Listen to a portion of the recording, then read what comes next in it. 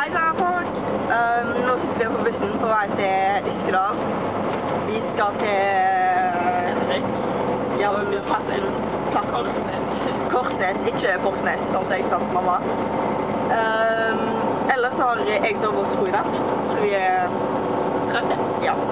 Vi stod opp tidlig i dag, fordi vi skulle ta en tidlig buss.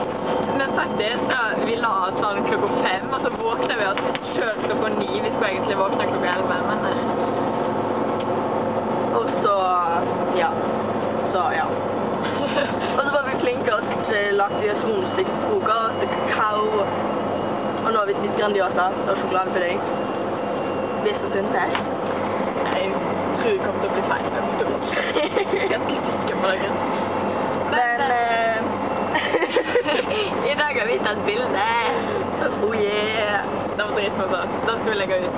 Vi tisler rundt om i skogen i kjole.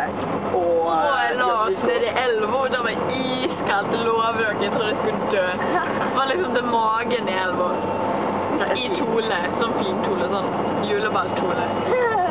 Og vi er flakke. Det er fantastisk. Og så, nå når vi skal gå ned til bussen, så klarte jeg å fortelle filmen. Fordi du skal hoppe gjennom byggsperm. Byggsperm. Jeg skal liksom bøye meg og straks i skjælmål, og ankelen min er jo allerede trykket av.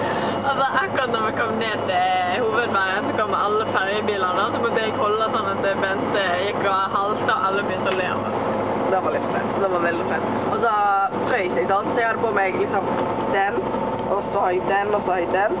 Og så hadde jeg en sånn her lilla jakke utpå, så så det veldig dumt ut. Så jeg følte meg så fantastisk.